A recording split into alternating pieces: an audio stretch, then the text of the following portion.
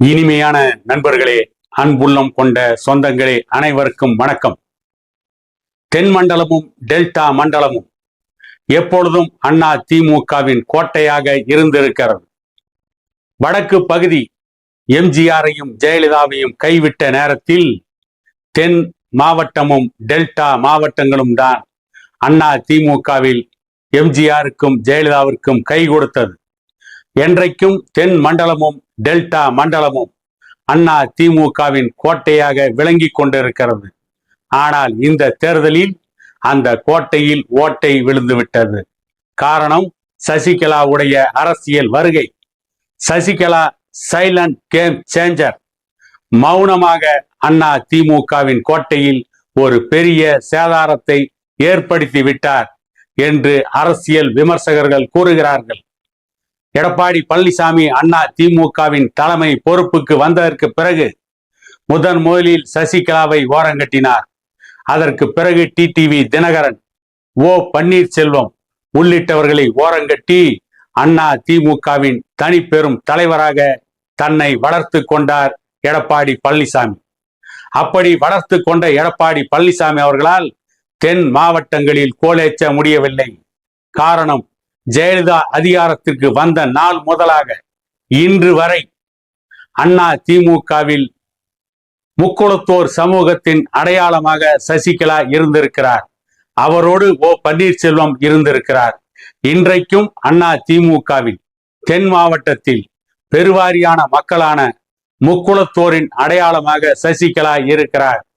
சசிகலாவை எடப்பாடி பழனிசாமி கட்சியிலிருந்து நீக்கி உதாசீனப்படுத்திவிட்ட பிறகு நீண்ட காலம் அமைதியாக இருந்த சசிகலா அகில இந்திய புரட்சி தலைவர் மக்கள் முன்னேற்ற கழகம் என்ற கட்சியை ஆரம்பித்து மிகப்பெரிய மாநாடுகளை நடத்தவில்லை, மிகப்பெரிய பொதுக்கூட்டங்களை நடத்தவில்லை. ஆனாலும் முக்கிய வேட்பாளர்களை களத்திலே இறக்கி சசிகலா நடத்திய பிரச்சாரம் தென் மாவட்டத்தில் முக்குளத்தோர் மத்தியில் சசிகலாவின் செல்வாக்கை மேலும் உயர வைத்திருக்கிறது. அதன் மூலம் எடப்பாடி பழனிசாமியுடைய அண்ணா திமுகவிற்கு முக்குளத்தோர் சமூக ஓட்டுக்கள் பெருமளவு வராமல் தடுத்து நிறுத்தப்பட்டு இருக்கிறது. அதே நேரத்தில் தேசிய ஜனநாயக கூட்டணி முக்குளத்தோர் வாக்குகளை வாங்குவதற்கு அதிகம் நம்பிக்கொண்டிருந்த தினகரன் கிட்டத்தட்ட சைலண்ட் மோடுக்கு சென்று விட்டார். சசிகலா கேம் சேஞ்சராக தென் மாவட்டங்களில் உருவெடுத்து விட்டார். தென் மாவட்டத்தை தாண்டி டெல்டா மாவட்டங்களிலும் சசிகலாவின் செல்வாக்கு வளர்ந்திருக்கிறது. அவருடைய கொடி அங்கே பறந்து கொண்டு இருக்கிறது. ஆகவேதான் தென் மாவட்டத்திலிருந்து டெல்டா மாவட்டத்திலிருந்து கொங்கு மண்டலம் முதல் வட தமிழகம் வரை இந்த தேர்தல் பிரச்சாரத்தை தங்கு தடை இல்லாமல் சசிகலா நடத்தினார். சசிகலா எழுப்பிய கேள்விகள் மக்களிடையே சில அதிர்வுகளை உருவாக்கி இருக்கிறது. குறிப்பாக அண்ணா திமுக தொண்டர்களின் புருவங்களை உயர வைத்திருக்கிறது. சசிகலா ஜெயலலிதாவுடன் நீண்ட காலம் இருந்தார் என்கின்ற அந்த ஒரு அடையாளம் சசிகலா இன்றைக்கு மக்கள் மத்தியிலே எழுப்பிய கேள்விகள் மக்களை சிந்திக்க வைத்திருக்கிறது. டெல்டா மண்டலத்திலும் கொங்கு மண்டலத்திலும் எடப்பாடி பழனிசாமி அவருடைய அண்ணா திமுகவின் கோட்டையில் மிக பெரிய ஓட்டை விழுந்திருக்கிறது. இது மே 4ஆம் தேதி வாக்கு எண்ணிக்கையில் தெரிய வரும் என்று பல கருத்து கணிப்புகள் வெளியாகி கொண்டிருக்கிறது. பல ஊடகங்கள் சொல்லி கொண்டிருக்கிறது. அதை போல எந்த காலத்திலையும் அண்ணா திமுகவை கைவிடாதது கொங்கு மண்டலம். கொங்கு மண்டலமும் அண்ணா திமுகவின் கோட்டையாக இருந்தது. இந்த கோட்டையில் கடந்த நாடாளுமன்ற தேர்தலிலேயே ஓட்டை விழுந்து விட்டது. கடந்த நாடாளுமன்ற தேர்தலில் கொங்கு மண்டலத்தில் ஒரு நாடாளுமன்ற உறுப்பினர்கள் கூட வெற்றி பெற முடியாத அளவிற்கு அண்ணா திமுக சரிவை சந்தித்தது. அந்த சரிவிலிருந்து மீண்டு அண்ணா திமுகவை மீட்டு எடுத்து விடலாம் என்று இந்த தேர்தலில் ஒரு வியூகத்தை எடப்பாடி பழனிசாமி அமைத்தாலும் கூட செங்கோட்டையன் என்கின்ற பெயரில் செங்கோட்டையன் அவர்களால் அண்ணா திமுகவின் கொங்கு மண்டல கோட்டையிலும் ஓட்டை விழுந்திருக்கிறது. செங்கோட்டையனால் கிட்டத்தட்ட ஒவ்வொரு தொகுதியிலும் கொங்கு மண்டலத்தில் குறைந்தபட்சம் 5000 ஓட்டுக்களை அண்ணா திமுக இழக்கும் என்று ஊடகங்களுடைய கருத்து கணிப்பு கூறுகிறது. அதே நேரத்தில் புதிய வரவான நடிகர் விஜய்க்கு அந்த 5000 ஓட்டுகளும் அப்படியே செல்கின்ற காரணத்தால் கொங்கு மண்டலத்திலும் எடப்பாடி பழனிசாமியின் அண்ணா திமுகவிற்கு சாதகமாக இல்லை என்ற செய்தி வந்து கொண்டிருக்கிறது. இன்னொரு பக்கம் கரூரிலிருந்து செந்தில் பாலாஜி கோவையில் களம் இறக்கப்பட்டு திமுகவின் வடிவிலும் எடப்பாடி பழனிசாமியின் அண்ணா திமுகவிற்கு கொங்கு மண்டலத்தில் பெரிய ஆபத்தை உருவாக்கி இருக்கிறார்கள்.